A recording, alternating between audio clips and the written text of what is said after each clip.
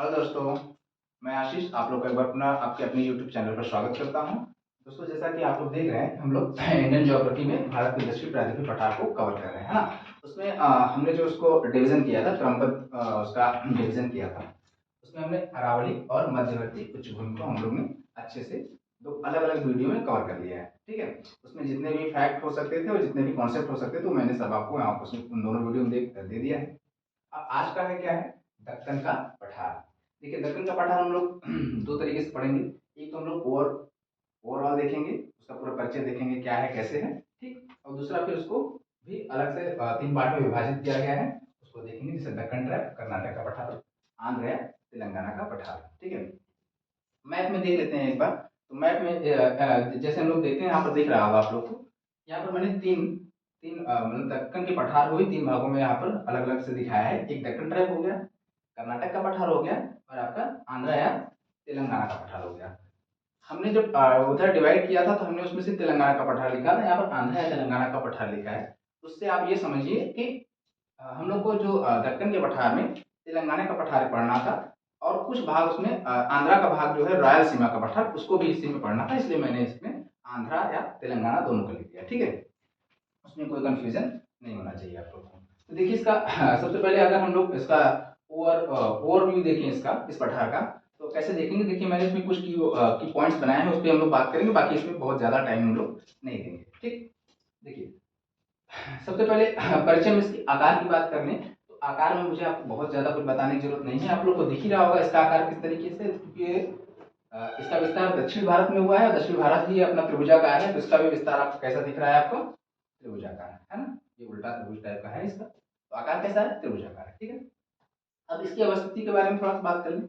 यहाँ देखिए अवस्थिति, देखिए अवस्थिति आपको एकदम याद हो जाएगा, क्यों कि मैंने आपको लास्ट वीडियो मैंने इसको बताया था कि आपका जो दक्कन का पठार है, उसको आप नर्मदा और तापी का भ्रंश इसको अलग करता है। तो नर्मदा के नीचे आपकी तापी भ्रंश है, और तापी नदी प्रवाहित होती है। तो अगर हमें इसकी ऊपरी सीमा का निर्धारण करें एक नदी के रूप में, तो क्या हो जाएगा, आपकी ताप्ती नदी। ठीक है, और अगर किसी पर्वत मतलब पर्वत श्रेणी से इसका उत्तरी सीमा का निर्धारण करें, तो क्या हो जाएगा, सतपुड़ा पर्वत श्रेणी। ये देखिए, आपने मैंने लिखा हुआ है जी फॉर गाविलगढ़ है। ठीक है, गाविलगढ़, महादेव और मैकाल, ये तीनों जो मैंने यहाँ पर दिखाया हुआ है, ये आपके सतपुड़ा का ही भाग है। ठीक है, सतपुड़ा पर्वत श्रेणी का ही है, छोटी छोटी पहाड़ियां हैं। तो कहने का मतलब ये है कि आपके दक्कन के पठार का जो उत्तरी सीमा बनता है, वो सतपुड़ा पर्वत श्रेणी बनता है, जिसमें आपका गाविलगढ़, महादेव और मैकाल की पहाड़ियां हैं। ठीक है, दक्षिण की सीमा आप देखें, तो यहाँ पर मैंने एक गांठ बना दी है। ये दिखाने का मतलब ये है कि नीलगिरी पर्वत या नीलगिरी के गांठ है, वहां तक इस पठार का विस्तार है। ठीक है, उत्तर का हो गया, दक्षिण हो गया, पूर्वी और पश्चिम का तो बिल्कुल आपको कोई कंफ्यूजन नहीं होना चाहिए। इधर पूर्वी घाट पर्वत है और आपका इधर पश्चिमी घाट पर्वत है। इस तरीके से इसकी अवस्थिति का निर्धारण हमने कर दिया। ठीक है, अब देखिए यहाँ पर निर्माण तथा निर्माण काल की बात हम कर रहे हैं। देखिए चूंकि आपका जो दक्कन का पठार है, वो आपके बैसाल्टिक लावा से ठीक है, मतलब लावा के उद्भेदन से बना हुआ है, लावा के उद्गार से बना हुआ है। तो किस तरीके का लावा, बैसाल्टिक लावा, किस तरीके का लावा बना है, इसका निर्माण हुआ है, बैसाल्टिक लावा। ठीक है, तथा यहाँ पर देखिए मैंने काल भी लिखा है। तो बैसाल्टिक लावा से इसका निर्माण हुआ है। ठीक है, और किस काल में हुआ है, तो यहाँ पर ध्यान दीजिए ये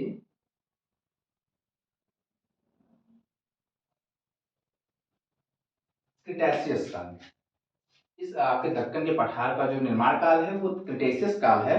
क्रिटेशियस काल को ही हम लोग बोलते हैं पूर्व टर्शियरी काल भी कहते हैं ना। पूर्व टर्शियरी काल कहने का मतलब ये है कि आपका जो आप लोग अच्छी तरह से जानते होंगे, जो मैंने इसमें चूंकि मैंने इसका विभाजन बहुत अच्छे से किया है, चैप्टर 2 मैंने इसमें पढ़ाया था। अगर आप लोगों ने नहीं देखा है, देखिए बहुत मतलब क्रमबद्ध तरीके से मैंने उसमें आपको विभाजित किया है। तो मैंने वहां पर आपको बताया था कि जब तक टर्शियरी काल है, वो आपका हिमालय के उत्थान से, हिमालय के विकास से संबंधित है, और उसी के पहले का काल है आपका क्रिटेशियस, इसलिए इसको क्रिटेशियस को हम लोग पूर्व टर्शियरी काल भी कहते हैं। ठीक है तो क्रिटेशियस या पूर्व टर्शियरी काल में इस दक्कन के पठार का निर्माण हुआ। ठीक है, अब इसकी ढाल की बात करें, तो ढाल का निर्धारण हम नदियों की दिशा को देखते हुए कर लेंगे, बहुत आसान है, आप अच्छी तरह जानते हैं। अगर यहाँ देखिए, ये आपका अगर दक्षिण भारत है तो आप अच्छी तरह जानते होंगे।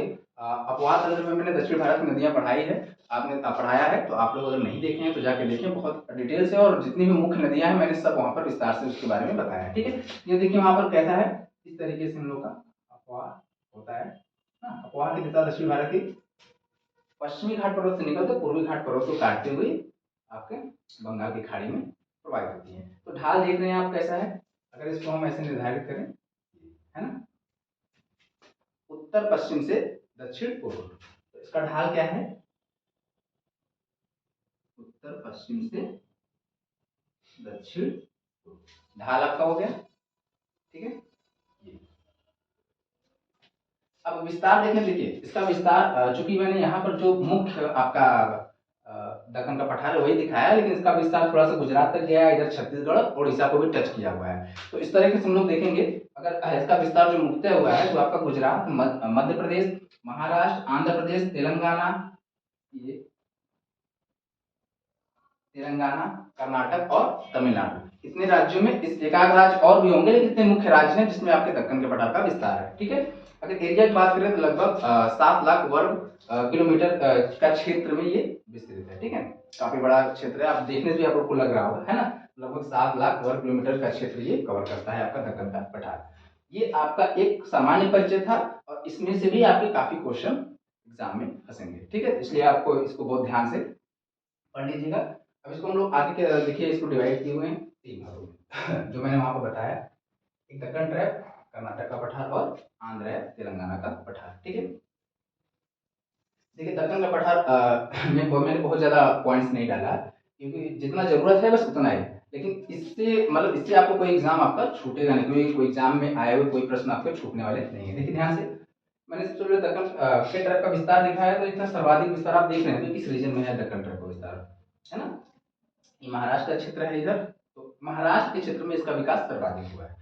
ठीक है, इतना जानिए कि ऐसा नहीं है सिर्फ महाराष्ट्र में है दक्कन ट्रैप, लेकिन महाराष्ट्र के क्षेत्र में इसका सर्वाधिक विस्तार हुआ है। ठीक है, और चूंकि ये आपको पता है बेसाल्टिक लावा से निर्मित है, तो यहाँ की मिट्टी होगी कैसी होगी, काली मृदा होगी। तो मिट्टी कैसी है, काली है, और काली मृदा, वैसे तो काली मृदा आपके धान, गन्ना, कपास सबके लिए बहुत ज्यादा महत्वपूर्ण है, बहुत महत्वपूर्ण है, लेकिन कपास के लिए काली मिट्टी सर्वाधिक महत्वपूर्ण होती है। इसलिए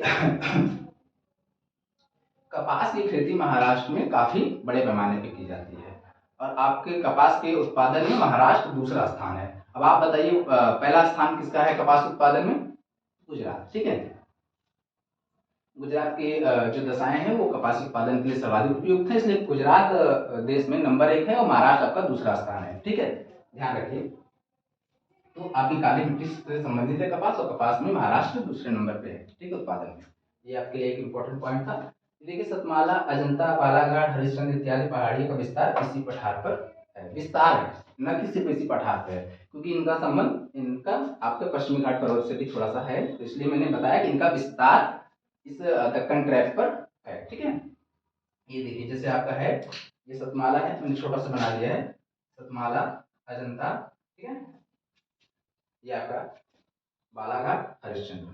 ठीक है, इस तरीके से यही क्षेत्र है आपका, तो इस तरीके से ठीक है, ये है आपका सिर्फ दक्कन ट्रैप में, और कुछ ज्यादा नहीं पढ़ना है हम लोग को। अब अगला जो है कर्नाटक पठार, इसमें कुछ मैंने मतलब जो कीवर्ड उठाए हैं वो महत्वपूर्ण है, देखिएगा ध्यान से।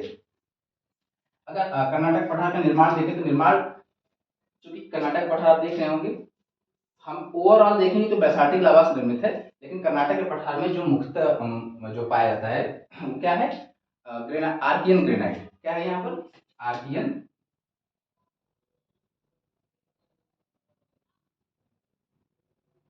ग्रेनाइट प्लस, ध्यान रहेगा, आर्कियन ग्रेनाइट प्लस नीस से निर्मित है आपका ये कर्नाटक का पठार। ठीक है, उसके बाद ये देखिए मलनाड, एक मैंने यहाँ पर वर्ड यूज किया मलनाड, बताते देखिए मलनाड क्या होता है ये आपका कर्नाटक का पठार देख रहे हैं, इधर आपका क्या है, इधर आपका क्या है, ये आपका पश्चिमी घाट पर्वत है, तो ये पश्चिमी घाट पर्वत से सटे हुए आपके कर्नाटक का पठार का जो पश्चिमी हिस्सा है, पश्चिमी हिस्सा ध्यान से देखिए, ये आपका पूरा कर्नाटक का पठार है, इधर का पूर्वी हो गया तो इधर का पश्चिमी, ये जो आपका पश्चिमी का जो क्षेत्र है जो आपका पश्चिमी घाट पर्वत से लगा हुआ है, जो आपका ठीक है, कर्नाटक के पठार का पश्चिमी भाग जो आपके पश्चिमी घाट पर्वत से लगा हुआ है उसको हम लोग क्या बोलते हैं, मलनाड।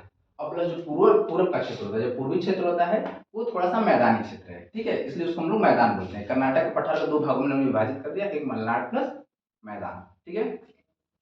अब इसी मैदान जो उसका मैदानी क्षेत्र में है उसमें मैदान से समांतर, मैदान से थोड़ा सा मतलब जो और अधिक ऊंचाई वाला स्थल है, जैसे इस तरीके से मैदान में ही जो विकसित है, मैदान में ही विकसित है, जो थोड़ा सा पठार के रूप में विकसित हो गया, उसी को हम लोग क्या बोलते हैं, देखिए बेंगलुरु का पठार या मैसूर का पठार, इधर है आपका विकास, ठीक है, बेंगलुरु का पठार या मैसूर का पठार, ठीक है। ध्यान से मैंने कर्नाटक के पठार को कितने भागों में बांट दिया, एक मलनाड प्लस मैदान, और मैदान में ही आपके बेंगलुरु का पठार या मैसूर का पठार का विकास हुआ है। अब चूंकि यहाँ देखिए अगला मैंने क्या लिखा है, धारवाड़।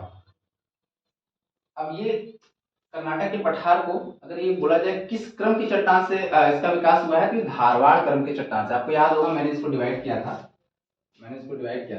ऐसे पिछली वीडियो में मैंने आपको बताया भी था।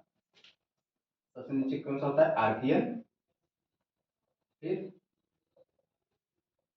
धारवाड़, कुडप्पा, विंध्यन, और यहाँ पर गोंडवाना, है ना, ठीक है। तो ये धारवाड़, और धारवाड़ क्रम की चट्टान का संबंध धात्विक खनिजों से है, याद रखिए आप लोग, ठीक है।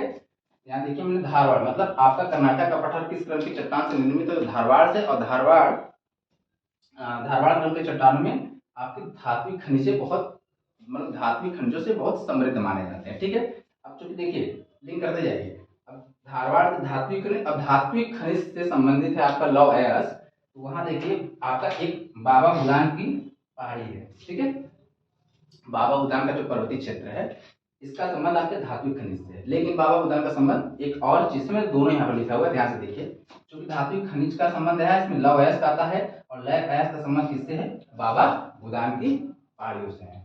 अब बाबा बुदान का संबंध एक और चीज से जो मैंने यहाँ लिखा है कि बाबा बुदान में सर्वाधिक ऊंचा पर्वतीय क्षेत्र है। आपके कर्नाटक के पठार का जो बाबा बुदान का जो पहाड़ी क्षेत्र है वो कर्नाटक के पठार का सर्वाधिक ऊंचा पर्वतीय क्षेत्र है, कोई कंफ्यूजन मत पाइएगा, ठीक है। ध्यान से देखिए कर्नाटक का पठार है, उसमें आपका जो बाबा बुदान है, बाबा बुदान की पहाड़ी है, ये सबसे ऊंचा पर्वतीय क्षेत्र है, ठीक है। और इसी पर्वतीय क्षेत्र में आपका मुलानगिरी नाम की पहाड़ी पाई जाती है जो सर्वाधिक ऊंची चोटी है।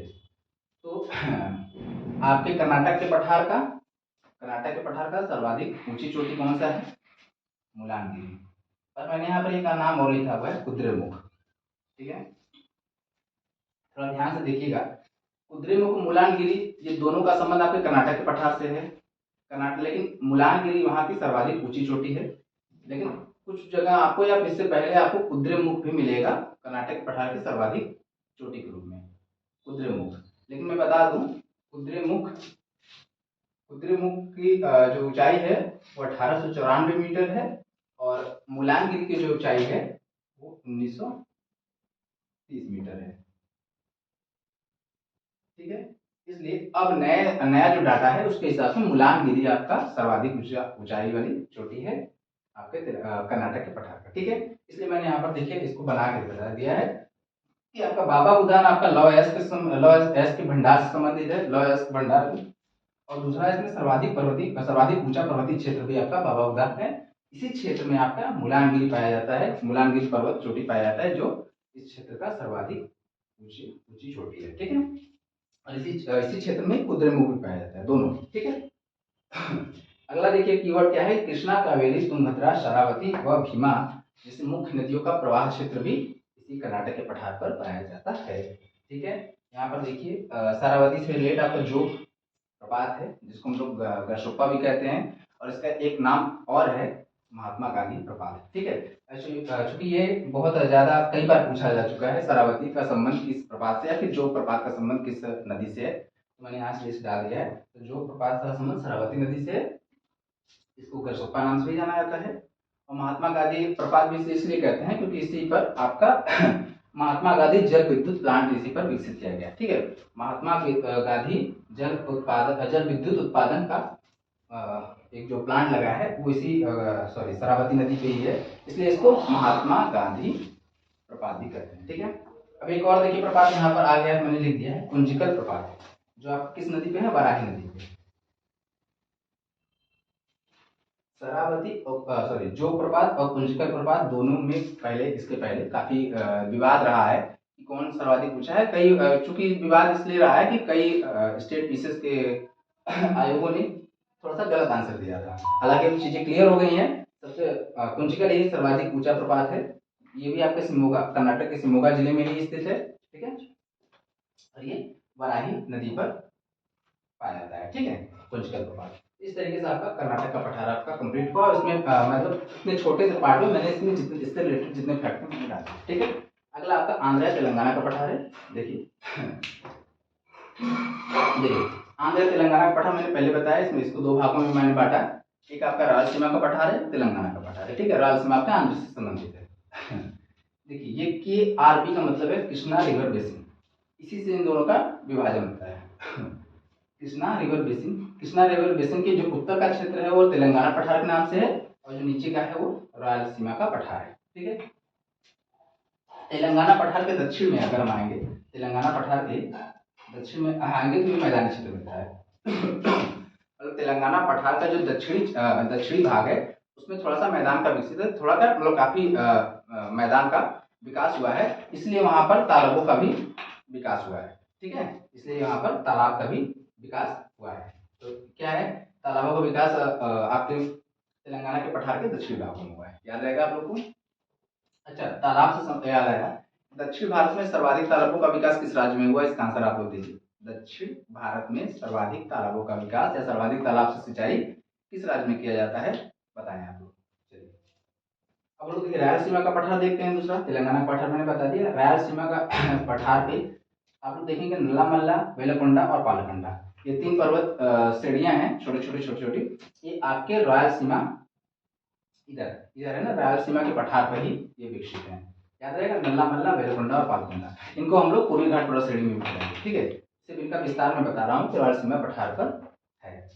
एक और इम्पोर्टेंट पॉइंट है, देखिए ये आपका गोदावरी नदी है और ये आपकी कृष्णा नदी है। इन दोनों नदियों के से एक झील का निर्माण हुआ है, ये बनाया है मैंने, कोलेरू, जिसका नाम क्या है, कोलेरू झील। समझने वाली बात यह है कि कोलेरू झील एशिया का सबसे बड़ा दलदली क्षेत्र माना जाता है। ठीक है, एशिया का सबसे बड़ा दलदली क्षेत्र माना जाता है कोलेरू झील। यहाँ पे दो क्वेश्चन आपको हो जाएगा कि कोलेरू झील किस किन नदियों से के बीच मतलब अवस्थित है, तो ये गोदावरी, कृष्णा और एशिया का सबसे बड़ा दलदली क्षेत्र है। देखिए दोस्तों, इसमें जितनी भी अन्य महत्वपूर्ण चीजें थी, मतलब इसके अलावा तो हमें नहीं लगता और कुछ अन्य बचा होगा, लेकिन यहाँ पर जितना जरूरत था मैंने आपको बहुत अच्छे से और एक शॉर्ट में, आप लोग अगर वीडियो देख लेंगे तो हमें लग रहा है कीवर्ड से ही आप उसको आसानी से रिवाइज कर लेंगे। देखने के लिए वीडियो बहुत बहुत धन्यवाद। Thank you very much.